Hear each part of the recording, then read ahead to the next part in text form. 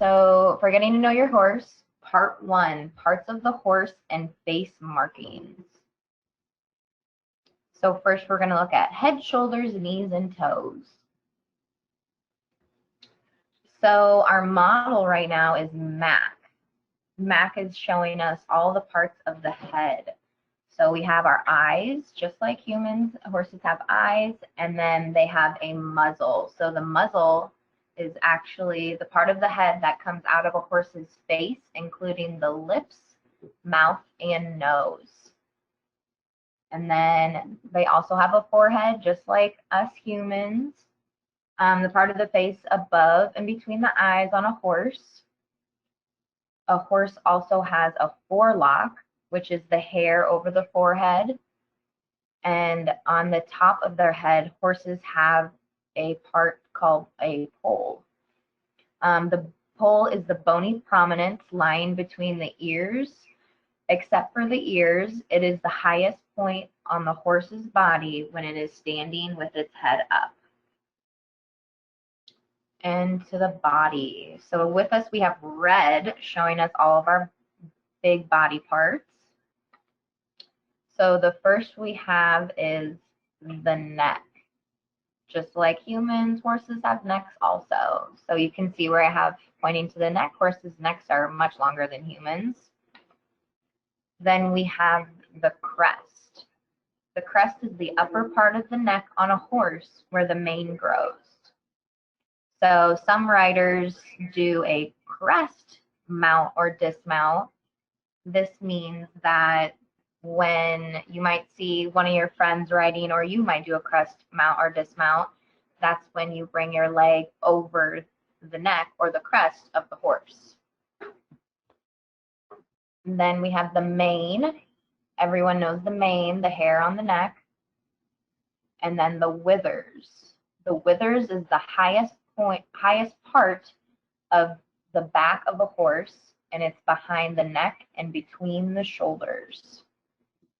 If you watch the saddling, if you've ever saddled your horse, we know that we put our saddle up by the withers, when that's our marker when we saddle up our horse.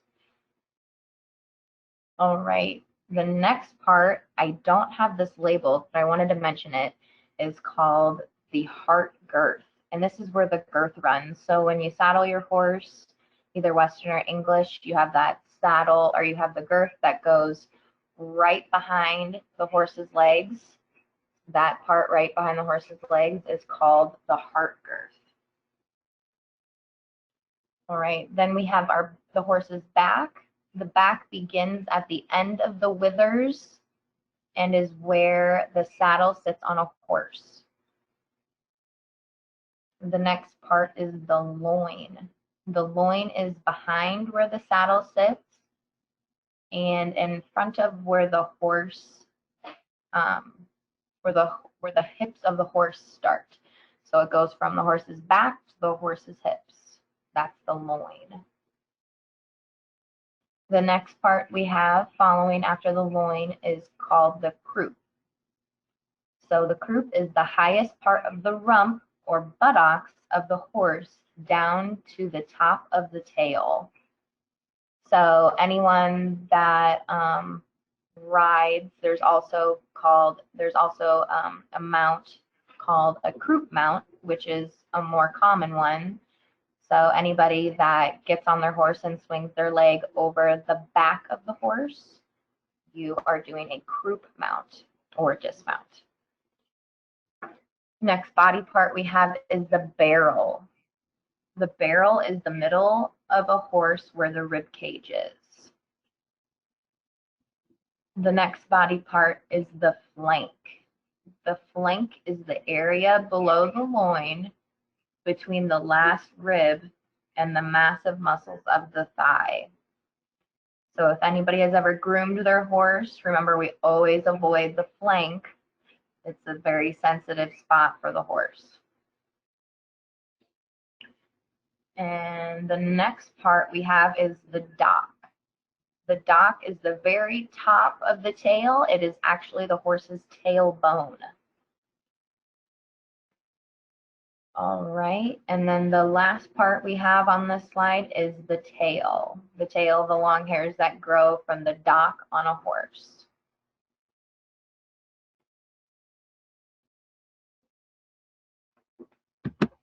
All right, the next area is the front legs. So at the top, we have the shoulder, the area on a horse that is close to where the human shoulder should be. Next body part is the elbow. The elbow, the joint on the front legs of a horse where the barrel meets the legs. Next is the forearm, the area on the front legs of a horse between the knee and the elbow. And then we have the knee on the front legs of a horse, the part that does the same thing as a wrist on a human. So the knee is similar to a person's wrist. Next, we have the cannon, the area on a horse between the knee and the fetlock on the front leg, and between the hock and the fetlock on the back leg, and it's sometimes called a cannon bone. Next is the pastern, the part of a horse between a fetlock and a hoof. And the last body part is the heel. The soft round bulbs on the back part of the hoof is called the heel on a horse. So you notice on this slide, a lot of these body parts humans also have.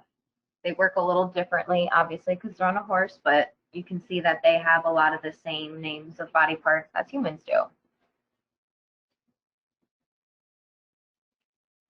right, so let's move to the back of the horse. The first body part we have is the point of the hip. This is the area below where the loin and the croup meet, the hip of the horse.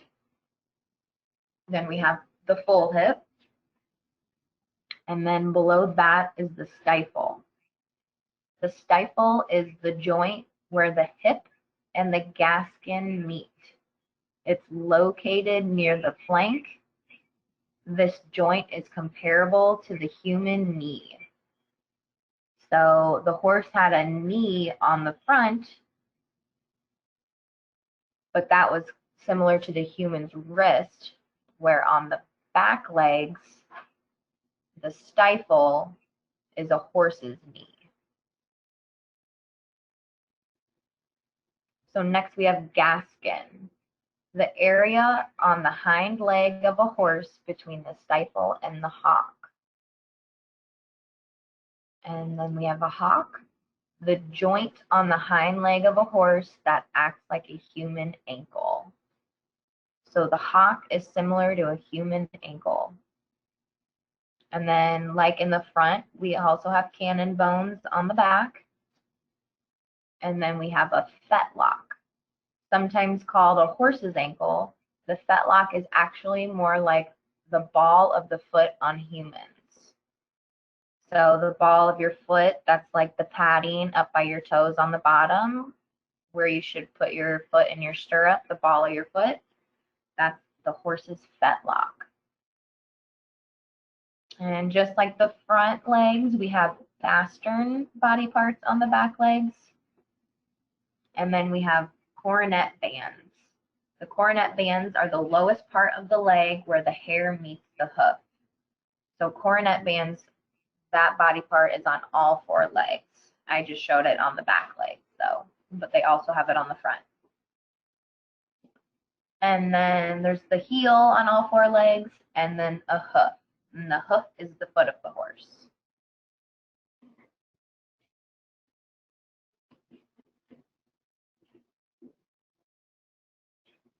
All right, so you may see these little weird spots on your horse's legs. These are called chestnuts.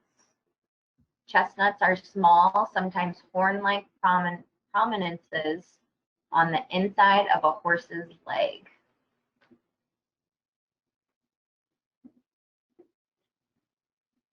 All right, let's talk about teeth.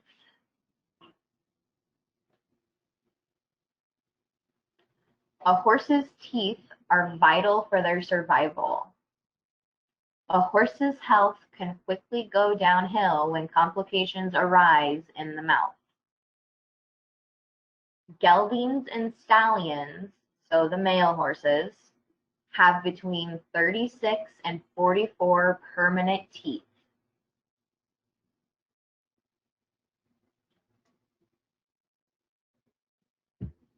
And adult mares have between 36 and 40. So adult mares, so female horses, have between 36 and 40 teeth. In the front of the mouth, each horse has 6 upper and 6 lower teeth that are known as incisors. These handy teeth grab grass and other foliage for the horse while they're eating. The back of the mouth is home to 12 upper and lower molars. These helpful teeth help the horse grind their food for digestion.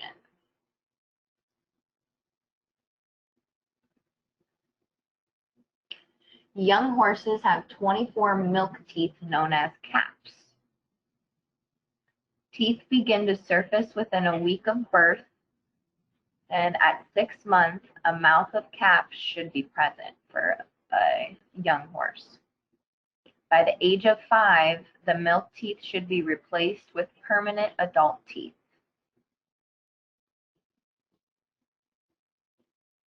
So there's also wolf teeth.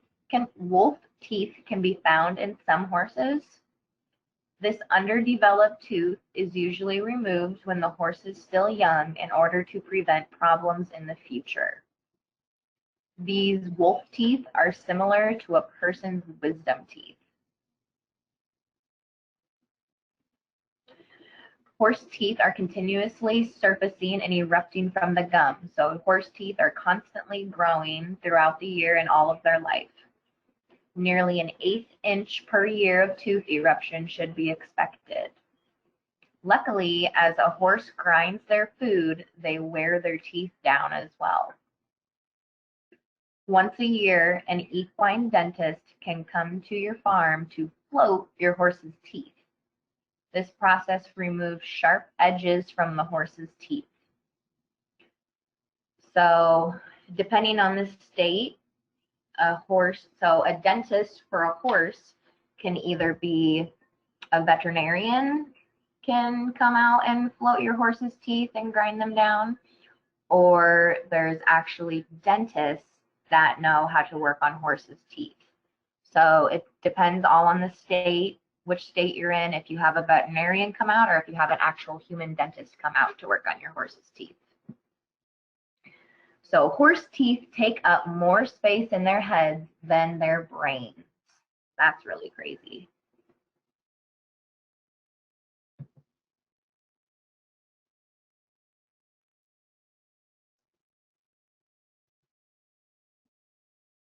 All right, let's talk about face markings.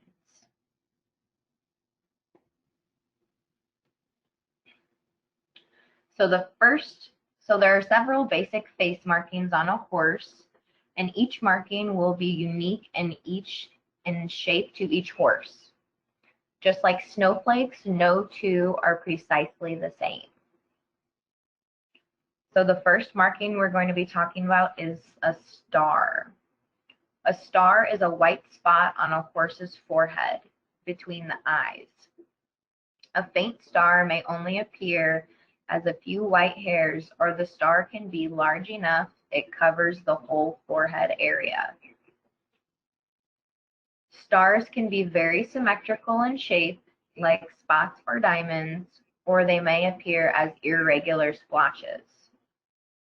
Some stars extend down the bridge of the nose without connecting to any facial markings.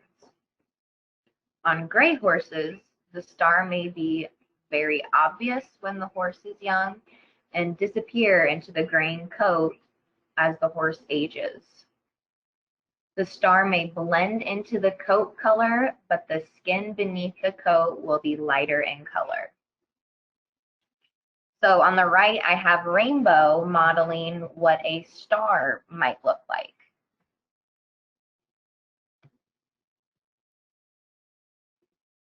All right, the next one is a snip. So a snip is a patch of white on the horse's nose. It may be a small spot between the nostrils, or it may extend over the whole nose. A snip might be connected to a blaze or a strip, or a horse may have a star and a snip. So there are a lot of different variations. Horses can have multiple of the markings that I'm talking about, or they might just have one. So blue is showing us what a snip looks like. Notice how she has a little bit of white on her nose.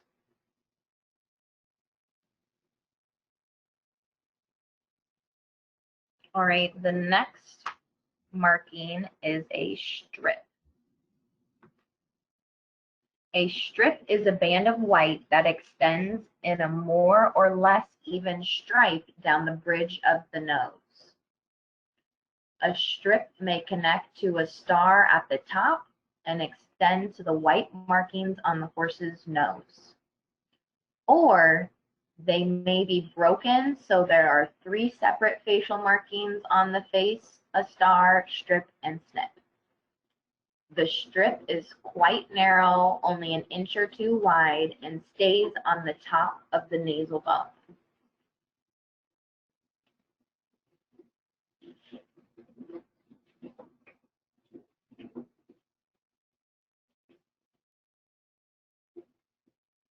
And then I have Rita, is a newer horse at HETRA. She is showing us what a strip looks like on her face.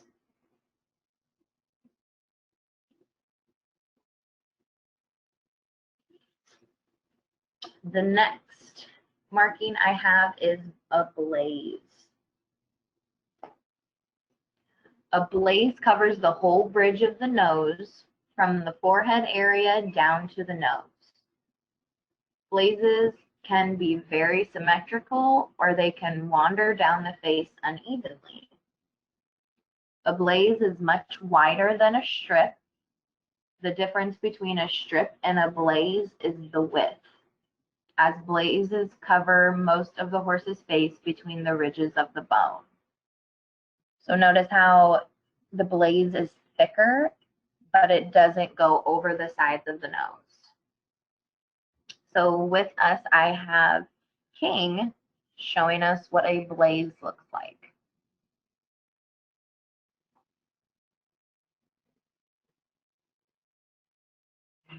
Next marking is called bald. A bald face is covered with a much wider white marking than a blaze.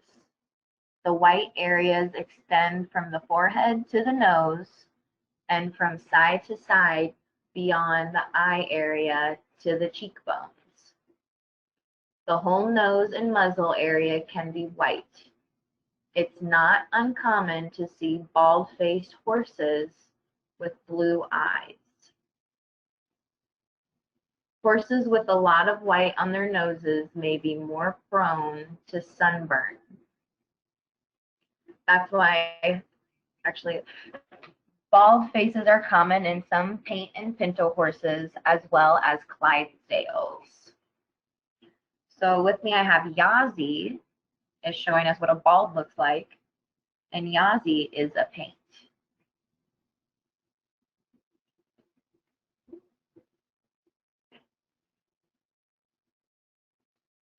So now Yazi is showing us so Yazi wears a fly mask, which during this time of the year, it helps protect her from the sun so she doesn't get sunburned. So being bald, she has a chance of getting sunburned, so we put that on her to help protect it. You may also see most of our horses wearing these during the summer when the flies are really bad. This helps protect the flies from getting in the horse's eyes and stop pestering their ears and nose. But Yazi wears it all year round to protect her from the sun.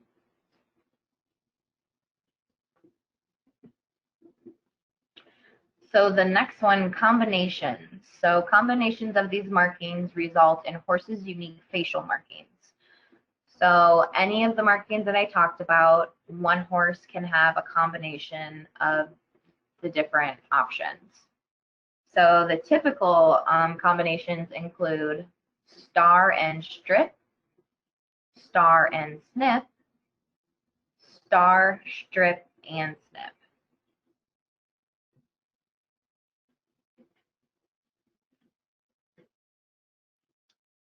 So with me, I have Mac on the left, and he's showing us a star, strip, and snip. So notice how he has a star on the forehead. He has a strip going down his nose bone, and then he's got a snip at the end of his nose. In the middle, I have Scout. Scout is showing us a star and snip. So he's got the star, he's got the marking on the forehead, and then he's got the nose marking, the snip. And then on the way right is Georgie. Georgie is showing us a star and a strip. So notice how he's got the star on the forehead, and then he's got a very skinny strip going down his nose bone. These combinations are an important way to identify individual horses. On medical records and breed registration records, these identifying marks are photographed or drawn so that the horse's identity can be verified.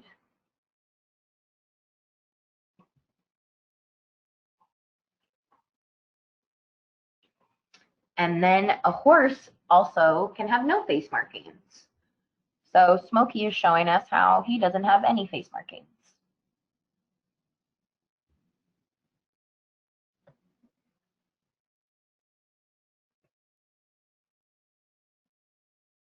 All right, well, that is all that I have for body parts and face markings for today.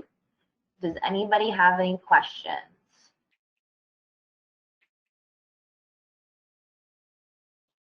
So the question, does HETRA use a vet or a dentist? So in the state of Nebraska, veterinarians are able to do the floating of teeth. So HETRA uses a vet.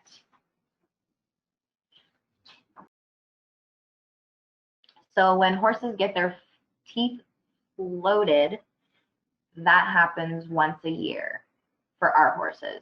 Some horses, depending on the horse, may need to get it about every 6 to 9 months, but usually a horse can go 1 year before they get their teeth floated. So in the comments box, I am adding an email. If I am unable to answer any of your questions and you have some more questions, HETRA@HETRA.org can answer more questions for you. How are the horses doing now? Everybody is very happy and healthy. Everybody's enjoying playing outside in this beautiful weather. I went and saw them today, and everybody was outside and excited to see us. They're all doing very well. Our horses that were previously injured before lessons, they are all getting better. And hopefully everybody's going to be ready to go when we are able to start sessions again. Stormy's face marking. I believe Stormy is bald. She is a paint. So I'm pretty positive that she is a bald. She has a bald face marking. Yes, so Yazi does get sunburn. That's why she wears the face mask or the fly mask. That helps protect her face from the sun, but she can still see out of it, so she can see where she's going. She can still do everything. She just wears that to cover her face from the sun and from the flies. Rainbow is doing well. Her back is feeling better. She's outside playing with her friends every day. She is very happy and healthy. All right, well, thank you everyone for joining me today. I love when you guys come and listen to my webinars. Like I said before, if you have any questions that didn't get answered, HETRA@HETRA.org. Thanks, everyone.